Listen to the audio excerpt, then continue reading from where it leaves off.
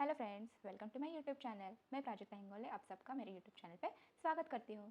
तो आज हम लोग डिस्कस करेंगे एम्स फार्मासिस्ट के कुछ इंपॉर्टेंट क्वेश्चन जो कि जनरल फार्माकोलॉजी से पूछे जाते हैं। ठीक है, तो अभी हमारा फर्स्ट क्वेश्चन है major determinant of loading dose of a drug. ऐसा कौन सा मेजर डिटर्मिनेंट है लोडिंग डोज ऑफ ड्रग का। ये जो क्वेश्चन है वो आया था एम्स नवंबर 2018 में।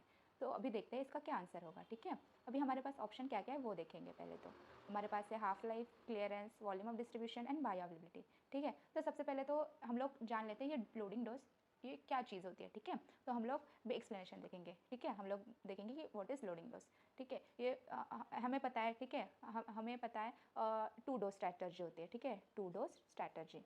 ठीक है, 2 डोज स्ट्रैटर्जी जी। ठीक है, तो 2 डोज स्ट्रैटर्जी में 2 टाइप्स के डोज होते हैं। एक होते हैं लोडिंग डोज, एक होता है लोडिंग डोज और दूसरा होता है मेंटेनेंस डोज। ठीक है, मेंटेनेंस डोज।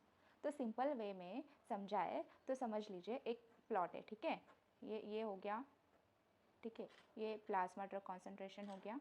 ठीक है, और ये हो गया ठीक है डोज, मतलब डोज ऑफ ड्रग हो गया। ठीक है, अभी plasma drug concentration.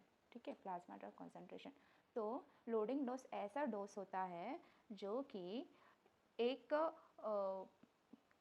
Loading dose क्या होता है, मेनली एडमिनिस्टर करता है। ठीक है, मेनली एडमिनिस्टर किया जाता है बॉडी में to attain the steady state. ठीक है, loading dose mainly loading dose is administer.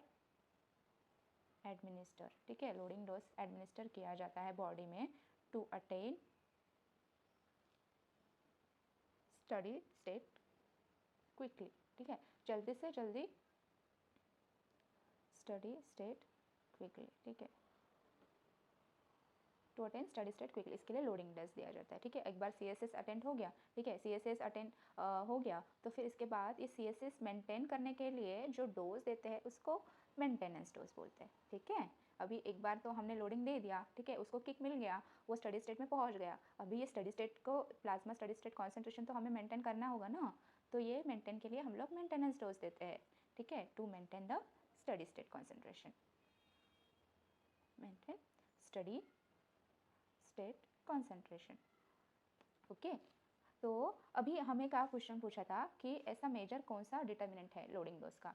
तो अभी हमें समझ आ गया कि लोडिंग डोज क्या होता है, मेंटेनेंस डोज क्या होता है। ठीक है, और ये जो लोडिंग डोज है ये मेनली डिपेंड होता है वॉल्यूम ऑफ डिस्ट्रीब्यूशन पे। लोडिंग डोज ये डिपेंड होता है वॉल्यूम ऑफ डिस्ट्रीब्यूशन पे एंड उसका टारगेट प्लाज्मा कॉन्सेंट्रेशन पे। ठीक है, प्लाज्मा कॉन्सेंट्रेशन पे डिपेंड होता है ये। ठीक है, अभी मैं बताऊंगी कैसे डिपेंड होता है। ओके,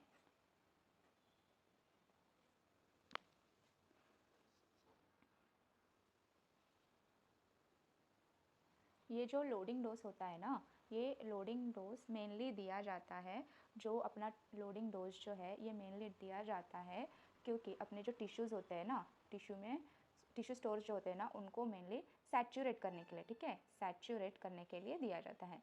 ठीक है, to mainly saturate the tissue stores. ठीक है, अभी ये सैचुरेट हो गया, ये कैसे पता चलेगा, उसके वॉल्यूम डिस्ट्रीब्यूशन से ही पता चलेगा ना कि उसका कितना वॉल्यूम डिस्ट्रीब्यूशन है, वो कितना टिश्यू में चला गया है। ठीक है, कितना डिस्ट्रीब्यूट हुआ है इन द टिश्यूज़, तो ये मेनली डिपेंड होता है वॉल्यूम डिस्ट्रीब्यूशन पे। ठीक है, अब ये लोडिंग डोज का देख लेते तो देख लिया, तो लगे हाथों हम लोग मेंटेनेंस डोज का भी देख लेंगे। ठीक है, तो ये जो मेंटेनेंस डोज जो होता है ना वो मेनली होता है क्लियरेंस पे डिपेंड। मेंटेनेंस डोज हाँ, ये मेनली क्लियरेंस पे डिपेंड होता है। ठीक है, क्लियरेंस पे अभी इसका भी जैसे हमने यहाँ पे फॉर्मूला बताया ना, loading dose into VD into target plasma concentration, तो सेम यहाँ पे मेंटेनेंस डोज का भी ऐसा ही आएगा। यहाँ पे मेंटेनेंस डोज आएगा इंटू VD की जगह बस क्लियरेंस आएगा इंटू टारगेट प्लाज्मा कॉन्सेंट्रेशन। ठीक है, समझ आई बात। तो इसका आंसर होगा जो मेजर डिटर्मिनेंट है लोडिंग डोज का वो है वॉल्यूम ऑफ डिस्ट्रीब्यूशन। ओके, ठीक है, तो चलो हम नेक्स्ट क्वेश्चन की तरफ बढ़ते हैं। तो चलो फ्रेंड्स हम लोग सेकेंड क्वेश्चन देखते हैं। ओके, तो हमारा सेकेंड क्वेश्चन है from which of the following routes bioavailability of a drug is likely to be 100%। Okay, ये क्वेश्चन में याद रखना क्या पूछा है, ऐसा कौन सा रूट ऑफ एडमिनिस्ट्रेशन है जिससे कि बायो अवेलेबिलिटी जो है वो ड्रग की 100% शो करेगी। ठीक है, ये क्वेश्चन भी पूछा था एम्स में 2018 के एग्ज़ाम में।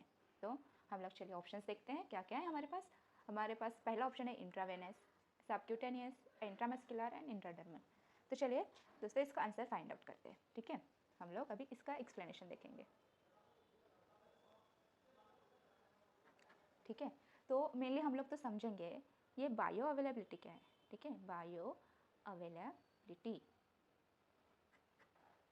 अगर एकदम लेमन लैंग्वेज में देखेंगे, यहाँ पे क्या लिखा है, अवेलेबिलिटी। अवेलेबिलिटी मतलब क्या, अवेलेबल, कोई भी चीज़ अवेलेबल होना, ठीक है, कोई भी चीज़ अवेलेबल होना। तो सिंपली ये जो बायोअवेलेबिलिटी है वो एक फ्रैक्शन है, ठीक है। ये एक फ्रैक्शन है। फ्रैक्शन किस चीज़ का फ्रैक्शन है भाई, हम लोग तो सब ड्रग के बारे में देख रहे हैं ना, तो ऑब्वियसली ये तो एडमिनिस्टर्ड जो ड्रग करते हैं उसका ही फ्रैक्शन होगा, ठीक है। एडमिनिस्टर्ड ड्रग का फ्रैक्शन है, ठीक है। तो हमें आधा समझ आ गया कि बायोअवेलेबिलिटी क्या है, एक फ्रैक्शन है किस चीज़ का, एडमिनिस्टर्ड ड्रग का, ठीक है। अभी ये एडमिनिस्टर्ड ड्रग के फ्रैक्शन का हमें क्या करना है, अभी हम लोग ड्रग एडमिनिस्टर कर रहे हैं तो ऑब्वियस सी बात है ये कहाँ जाएगा, अपने बॉडी में जाएगा, सिस्टमिक सर्कुलेशन में जाएगा, ठीक है, सिस्टमिक सर्कुलेशन में जाएगा, ठीक है। तो और ये जाना भी ऐसा है लाइक अनचेंज्ड फॉर्म में जाना चाहिए, ठीक है, अनचेंज्ड फॉर्म ऑफ ड्रग में, ठीक है। तो ये मेन 4 चीज़ें समझ लो, ठीक है। बायोअवेलेबिलिटी देखिए सिंपल सी चीज़ है, बस हमें थोड़ा कंसेप्चुअली पढ़ना है, बाकी फिर लाइफ टाइम हमको याद रह जाएगा कि ये क्या फंडा है, ओके। तो बायोअवेलेबिलिटी पहले पता चल रहा है कि एक फ्रैक्शन है किस चीज़ का, जो ड्रग हमने एडमिनिस्टर किया उस चीज़ का, ठीक है। अब ये एडमिनिस्टर्ड ड्रग का फ्रैक्शन कहाँ जाएगा, सिस्टमिक सर्कुलेशन में जाएगा, ठीक है। सिस्टमिक सर्कुलेशन में जाना चाहिए, लेकिन क्या कंडीशन है कि ये तो हमें अनचेंज्ड फॉर्म ऑफ ड्रग चाहिए, ठीक है। अनचेंज, कोई भी चेंज नहीं होना चाहिए, ऐसे जैसे हम लोगों ने एडमिनिस्टर किया ऐसे ही उसी फॉर्म में हमारे बॉडी के अंदर मतलब सिस्टमिक सर्कुलेशन में जाना चाहिए। तो सिंपल है, तो हम लोग इसका डेफिनेशन रेडी करेंगे ये 4 चीज़ों से, ठीक है। Bioavailability it is a fraction of administered drug that reaches to the systemic circulation in unchanged form, okay। पता चला कितना इजी डेफिनेशन है, ठीक है। तो back to the question guys, okay. अभी हमको क्वेश्चन में पूछा था कि ऐसा कौन सा रूट ऑफ एडमिनिस्ट्रेशन है जिसका ये जो बायो अवेलेबिलिटी जो है वो 100% है, 100% है। तो अभी बायो अवेलेबिलिटी 100% किसका है, पहले हम लोग मेन पूरा प्रोसेस समझेंगे कि ये जाता कैसे है बॉडी में, ठीक है। अभी एक ड्रग है, ठीक है, एक ड्रग है, वो हम लोग उसको ओरली लेंगे, हाँ। मेनली तो हम लोग क्या ही करते हैं, टैबलेट्स ओरली लेते हैं, प्रीफर तो ओरली रूट करते हैं ना, रूट ऑफ एडमिनिस्ट्रेशन हम लोग प्रीफरेबली ओरली ये करते हैं, ठीक है। तो हम लोगों ने वो जो ड्रग है वो ओरली ले लिया, तो ये क्या होगा, फर्स्ट क्या होगा, एब्जॉर्ब होगा, ठीक है, एब्जॉर्ब होगा बॉडी में एब्जॉर्ब होने के बाद ये कहाँ जाएगा, एब्जॉर्ब होके ये जाएगा पोर्टल सर्कुलेशन में जाएगा, ठीक है, पोर्टल सर्कुलेशन में जाएगा। ये तो आपको नॉर्मल चीज़ पता है ना, एब्जॉर्प्शन, डिस्ट्रीब्यूशन होगा, डिस्ट्रीब्यूशन के बाद इसका मेटाबॉलिज्म होगा, ठीक है, मेटाबॉलिज्म होगा, फिर इसका एक्सक्रीशन होगा, ये तो पीके के स्टेप्स है, ठीक है। ये तो आ ही जाएंगे उसमें, पहले ये चीज़ समझ लेते हैं, एब्जॉर्प्शन हो गया उसका, ठीक है। ये एब्जॉर्प्शन होने के बाद ये इसका डिस्ट्रीब्यूशन हो जाएगा, मेटाबॉलिज्म हो जाएगा, एक्सक्रीशन हो जाएगा, ये नॉर्मल चीज़ें आप हम सबको पता है, ठीक है। तो अभी एब्जॉर्प्शन होने के बाद ये पोर्टल सर्कुलेशन में जाएगा, पोर्टल सर्कुलेशन में जाने के बाद ये इसके बाद ये कहाँ जाएगा, रीचेस टू द लीवर, ठीक है, ये लीवर में जाएगा, ठीक है, लीवर में चला जाएगा। लीवर में तो भाई हमको पता ही है, लीवर में कुछ भी आए इसका तो ये ब्रेक डाउन करेगा, लीवर इज द मेटाबॉलिज्म, ठीक है, liver is used for metabolism, ठीक है, मेटाबॉलिज्म। अभी लीवर के अंदर कुछ भी आए वो तो उसका तो काम करेगा ही, वो तो मेटाबॉलिज करेगा ही, तो मेटाबॉलिज करेगा, वो क्या करेगा लीवर में, वो मोस्टली वो अगर हम लोग वो ओरली दे रहे हैं तो वो ड्रग को मोस्टली वो डिग्रेड कर देगा, ठीक है, मेटाबोलाइज कर देगा।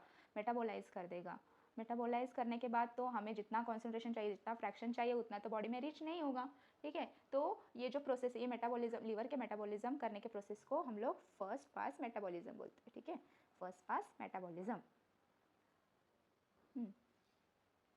हाँ, तो ये वाला फर्स्ट पास मेटाबॉलिज्म, इसके वजह से क्या होता है ना, लाइक जितना चाहिए उतना ड्रग रीच नहीं होता है सिस्टमिक सर्कुलेशन में, ठीक है, सिस्टमिक सर्कुलेशन में। अब ये सिस्टमिक सर्कुलेशन में रीच नहीं हुआ, 100% बायोअवेलेबिलिटी नहीं मिली, इसका मतलब ओरल रूट तो मेनली पॉसिबल नहीं है, ठीक है। तो हमें अभी ऐसा कौन सा रूट है जो लाइक 100% बायोअवेलेबिलिटी देता है, जो आईवी जो है, लाइक देखिए अभी इंट्रावेनस रूट, इंट्रावेनस मतलब डायरेक्टली वेन थ्रू एडमिनिस्टर करते हैं ड्रग को, डायरेक्टली वेन थ्रू, ठीक है, ये वेन हो गया, इसको हम लोग डायरेक्टली वेन थ्रू एडमिनिस्टर कर देंगे। तो ये मेनली क्या करता है ना, ये अवॉइड करता है, क्या चीज़ अवॉइड करती है, ये अवॉइड करने में एकदम माहिर है, वो अवॉइड कर देता है फर्स्ट पास मेटाबॉलिज्म को एट हाई एक्सटेंट, ठीक है, फर्स्ट पास मेटाबॉलिज्म को एट हाई एक्सटेंट तक अवॉइड कर देता है, इसलिए इसका 100% बायोबिलिटी है। एक चीज़ है, और एक क्या चीज़ है, देखिए मेनली मैंने आपको बताया था वो steps, absorption, distribution, metabolism, excretion. ठीक है, अभी ये एब्जॉर्प्शन कब आएगा, जब ओरली देंगे तभी ये एब्जॉर्प्शन का प्रोसेस आएगा, लेकिन जब हम लोग पैरेंटली देंगे, इंट्रावेनस देंगे तो फिर ना क्या होता है ना, ये जो एब्जॉर्प्शन है वो एस्केप हो जाता है, स्किप हो जाता है। ठीक है, स्किप कर देंगे तो फिर डायरेक्टली तो टिश्यू में डिस्ट्रीब्यूट हो जा रहा है, तो अगर एब्जॉर्प्शन ही स्किप हो गया तो लीवर में जाएगा ही नहीं। ठीक है, तो लीवर में नहीं जाएगा तो फर्स्ट पास मेटाबॉलिज्म तो नहीं होगा इसका मतलब इसका 100% बायो अवेलेबल, 100% बायो अवेलेबल है।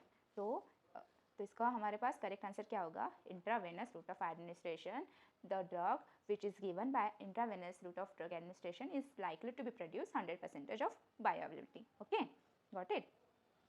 चलो अभी नेक्स्ट क्वेश्चन देखते हैं। तो चलो फ्रेंड्स अभी नेक्स्ट क्वेश्चन देखते हैं। ठीक है, हाई प्लाज्मा, हमारा नेक्स्ट क्वेश्चन है high plasma protein binding of a drug results in. ठीक है, हाई पीपीबी होता है, ठीक है, प्लाज्मा प्रोटीन बाइंडिंग, वो प्लाज्मा प्रोटीन बाइंडिंग। ठीक है, तो हाई पीपीबी होता है तो ड्रग का, तो फिर क्या उसका इफेक्ट होता है। ठीक है, हमारे पास ऑप्शन है इंक्रीज इन वीडी, ठीक है, वो वॉल्यूम ऑफ डिस्ट्रीब्यूशन इंक्रीज करता है, या फिर डिक्रीज करता है ग्लोमेरुलर फिल्ट्रेशन को, या फिर इंक्रीज करता है ट्यूबुलर सिक्रेशन को, या फिर फोर्थ ऑप्शन है हमारे पास डिक्रीज करता है ड्रग इंट्रैक्शन को।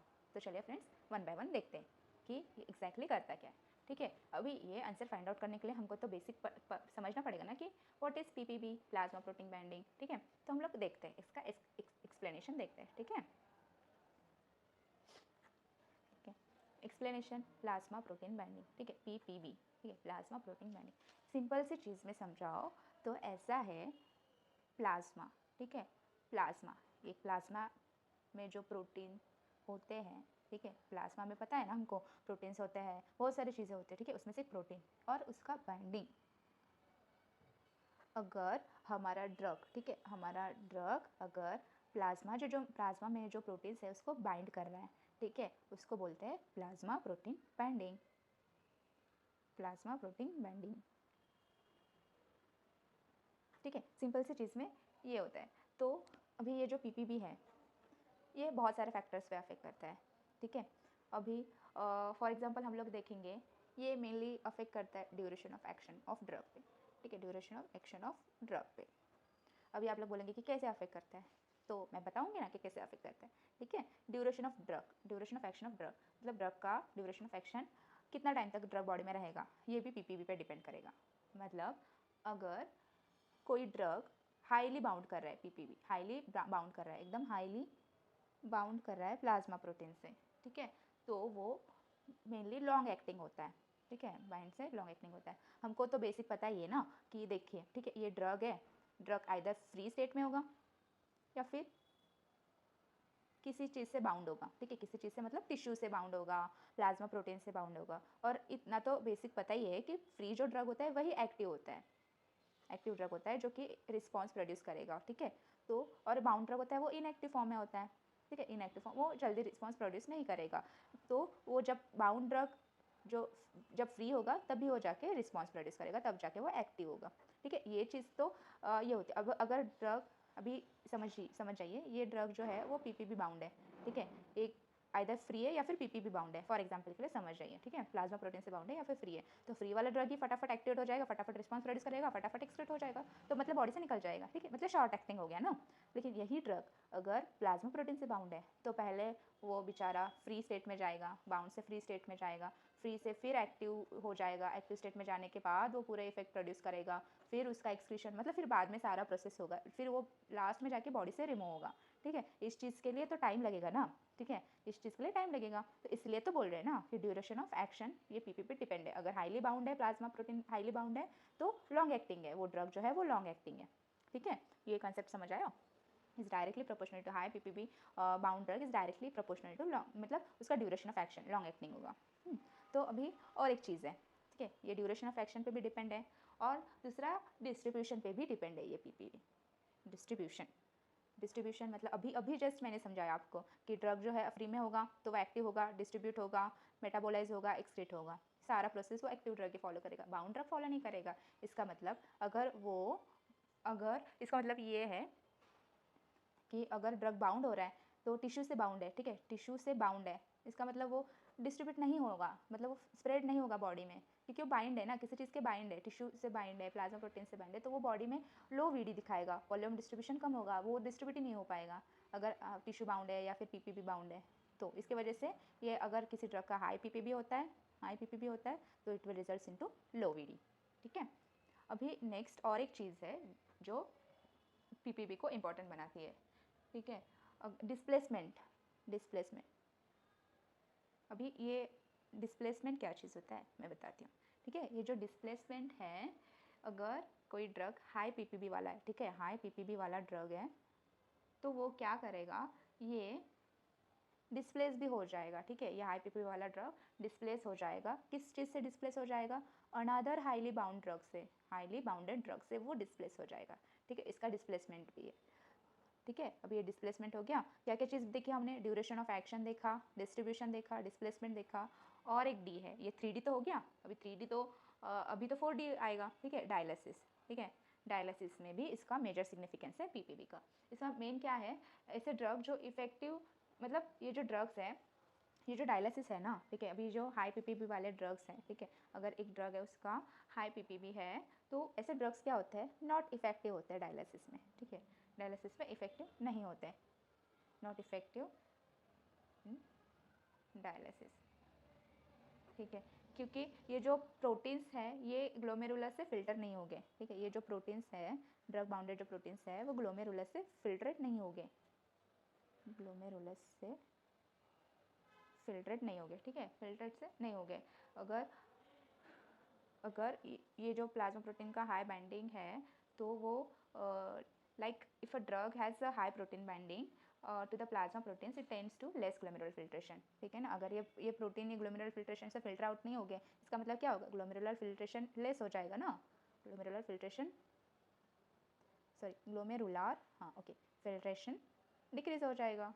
आ गया ना हमारा आंसर, ये है ना यहाँ पे ऑप्शन कि decreases the glomerular filtration. Okay, तो चलो फ्रेंड्स हम लोग नेक्स्ट क्वेश्चन देखते हैं। तो हमारा नेक्स्ट क्वेश्चन है, विच of the following is a schedule x drug. ठीक है, शेड्यूल एक्स ड्रग कौन सा है इसमें से, ये एम्स नवंबर 2019 में पूछा गया क्वेश्चन है। तो हमारे पास ऑप्शन है थैलिडोमाइड, कोलिस्टीन, केटामाइन एंड हैलोथेन। तो सबसे पहले तो देखते हैं कि शेड्यूल एक्स क्या होता है। यहाँ पे लिखेंगे हम लोग एक्सप्लेनेशन, जो आगे आपको रेफरेंस के लिए काम आएगा। ठीक है, तो शेड्यूल एक्स देखेंगे, शेड्यूल एक्स अभी लाइक सिंपल सी चीज़ में जानेंगे एक्स। अभी हम लोग ये एज में है कि एक्स का मतलब कोई और कुछ निकाल सकता है। ठीक है, एक्स का मतलब ये एक्स भी निकालेंगे, तो समझ लेना, अंडरस्टैंडिंग के लिए याद रखना, एक्स मतलब क्या, हानिकारक। ठीक है, एक्स लोग क्या होते हैं, टॉक्सिक ही तो होते हैं ना तो टॉक्सिक होते हैं, समझ लीजिए। एडिक्शन होता है, एडिक्शन होता है वो लोगों का हमसे, और वो साइको टाइप के भी हम लोग उनके ऐसा प्यार में साइको वाला हो जाते हैं। तो ऐसे जो नॉर्मल है वो चीज़ें याद रखिए आप, ऐसे चीज़ें लाइक अगर ऐसे चीज़ें याद रखें, हमको ये शेड्यूल याद रह रहा है तो याद रखने में प्रॉब्लम नहीं है। ठीक है, तो हम लोग ये एक्स इसे याद करेंगे, एक्स वाले एक्स से याद करेंगे। ठीक है, और ये जो एक्स है वो मेनली साइकोट्रोपिक जो ड्रग होते हैं, ठीक है, साइकोट्रोपिक ड्रग्स के लिए ये शेड्यूल ये होता है, नार्कोटिक एंड साइकोट्रोपिक ड्रग। ठीक है, नार्कोटिक एंड साइकोट्रोपिक ड्रग्स के लिए ये शेड्यूल दिया जाए, शेड्यूल एक्स यूज़ होता है। ठीक है, इसके अंडर ये ड्रग्स आते हैं। तो अभी ये जो नार्कोटिक और साइकोट्रोपिक्स ड्रग्स है, इसका एडिक्टिव होते हैं ना, एडिक्टिव प्रॉपर्टी होती है, इसलिए तो मैंने बोला वो टॉक्सिक होते हैं। मीन्स टॉक्सिक आते तो एडिक्शन होता है, फिर उनके प्यार में हम लोग साइको वगैरह हो जाते हैं, ऐसा वाला। तो इसलिए ये याद रखना है कि नार्कोटिक एंड साइकोट्रोपिक ड्रग्स ये शेड्यूल एक्स के अंडर आते हैं। ठीक है, अभी इसमें जो है इसका जो इसमें जो है ये केटामाइन जो है वो शेड्यूल एक्स के अंडर आता है। हाँ ठीक है, तो हम लोग अभी शेड्यूल एक्स है, तो अभी कुछ इंपॉर्टेंट शेड्यूल देखेंगे इसके रिलेटेड से। अभी शेड्यूल जी हो गया, जो एक लाइक हर बार एग्जाम में ये क्वेश्चन पूछे जाते हैं शेड्यूल्स पे। मेन तो शेड्यूल एक्स हो गया, फिर उसके बाद आता है शेड्यूल जी। ठीक है, जी मतलब समझ जाइए डॉक्टर जी। ठीक है, अभी मूवी आया है ना डॉक्टर जी, वो वाला जी समझ जाइए, मतलब ये जो ड्रग्स है वो अंडर मेडिकल सुपरविजन के इससे लेना है। ठीक है, अंडर मेडिकल सुपरविजन, ये शेड्यूल के अंदर जितने ड्रग है वो अंडर मेडिकल सुपरविजन लेना है हमको। ठीक है, और नेक्स्ट शेड्यूल है हमारे पास शेड्यूल एच, शेड्यूल एच है, ठीक है। ये जो शेड्यूल एच है ये ऐसे ड्रग्स है जो विथ प्रिस्क्रिप्शन ही लिए जाते हैं, मार्केट में अवेलेबल है। अगर प्रिस्क्रिप्शन होगा तो ही ये ड्रग मिलेगा, वरना नहीं मिलेगा। तो ये प्रिस्क्रिप्शन ओनली, ठीक है। ये ड्रग शेड्यूल ड्रग एच जो ड्रग है वो विथ प्रिस्क्रिप्शन ओनली हम लोग ले सकते हैं। फिर हमारे पास शेड्यूल आर है। शेड्यूल आर है, ये भी इंपॉर्टेंट शेड्यूल है। शेड्यूल आर ये भी इंपॉर्टेंट शेड्यूल है, ठीक है।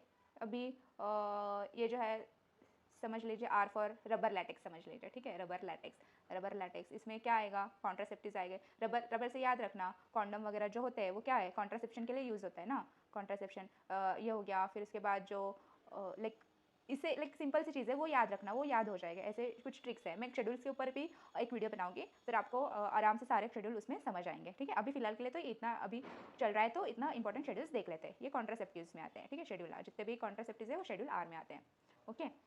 अभी ये सारे इंपॉर्टेंट शेड्यूल्स है तो याद रखना कौन से schedule S x for x वाला नार्कोटिक या साइकोट्रॉपिक ड्रग्स वाले जो जितने ड्रग्स है वो शेड्यूल एक्स में आते हैं।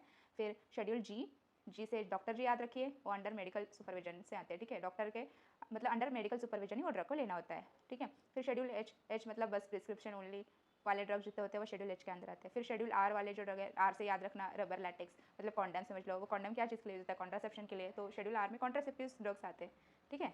तो ये वाला हो गया। तो अभी चलिए बढ़ते हैं नेक्स्ट क्वेश्चन की तरफ। तो चलिए दोस्तों नेक्स्ट क्वेश्चन देखते हैं। The meaning of store in cool place. Store in cool place written over a strip of medicine is that it should be kept between temperature of what?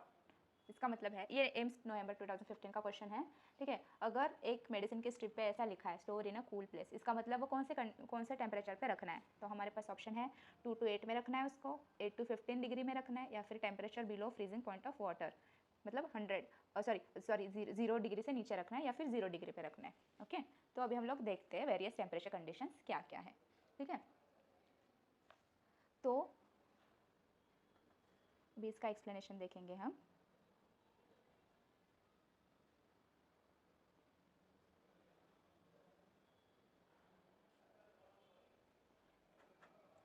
ठीक है।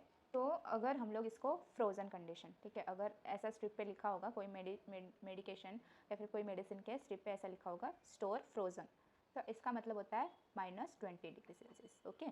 फिर नेक्स्ट अगर लिखा है do not freeze or keep cold, okay, do not freeze or keep cold, तो इसका मतलब है 2 to 8 डिग्री सेल्सियस में रखना है उसको।